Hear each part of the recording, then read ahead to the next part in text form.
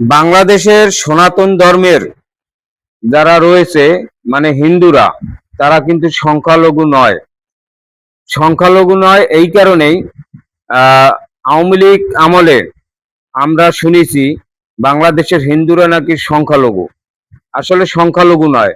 এবার হিন্দুদের ব্যাপারে জানা গেল বাংলাদেশে 12.5% হিন্দু সম্প্রদায়ের লোকজন বসবাস করে। আর আওয়ামী লীগের আমলে আমরা শুনেছি 1.30%, মানে 1.30% সংখ্যালঘু হিন্দুরা নাকি বাংলাদেশে আছে। তাহলে এই বিএনপি সরকার আসার পরে 12.5%, তাহলে হলো কিভাবে হিন্দুরা? এটা কিন্তু প্রকাশ হয়ে গেল। বাংলাদেশে কিন্তু সংখ্যালঘু করে রেখেছিল তৎকালীন সরকার, আওয়ামী লীগ সরকার। এবং এই আওয়ামী লীগ সরকার আমলেই অধিকাংশ হিন্দুরাই কিন্তু নির্যাতিত নিপীড়িত ছিল। এটা কিন্তু চিরন্তন সত্য।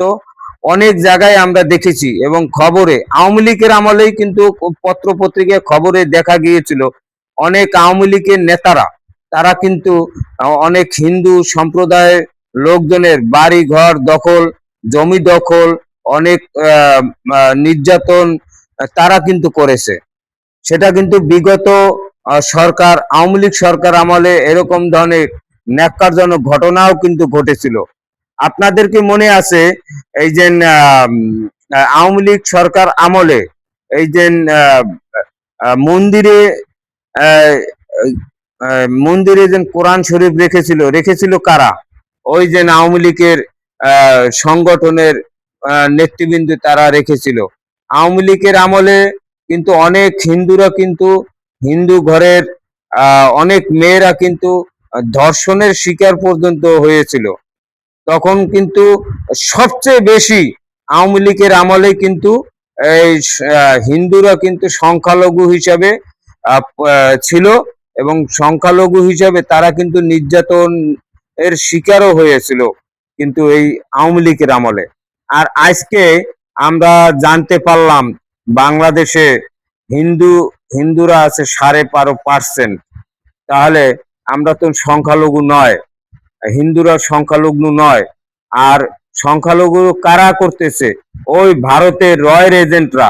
তারা বারে বারে ভারত থেকে বার্তা দিচ্ছে যে বাংলাদেশের সংখ্যালঘুদের উপর নির্যাতন হয়, হামলা হয়, মামলা হয়, নানান কিছু। ওই ভারতের হিন্দুত্ববাদী যারা রয়েছে, মানে নরেন্দ্র মোদীর অনুসারীগণ, তারাই কিন্তু বাংলাদেশের সংখ্যালঘু তারা করে রেখেছে। তারাই কিন্তু ওখান থেকে প্রকাশ করে বাংলাদেশের হিন্দুরা সংখ্যালঘু নানান কিছু ইত্যাদি ইত্যাদি। এই বাংলাদেশের চৈতালি চক্রবর্তীর মতো অনেক ভারতীয় রয়ের এজেন্ট আছে, তারাই কিন্তু বাংলাদেশের হিন্দু সম্প্রদায়ের কে বলে সংখ্যালঘু। আসলে বাংলাদেশের হিন্দু সম্প্রদায়ের লোকজন সংখ্যালঘু নয়। বাংলাদেশের হিন্দুরা খুব শান্তিতে আছে এবং বাংলাদেশের হিন্দু, মুসলমান, বৌদ্ধ, খ্রিস্টান তারা কিন্তু সবাই মিলেমিশে ঐক্যবদ্ধ আছে।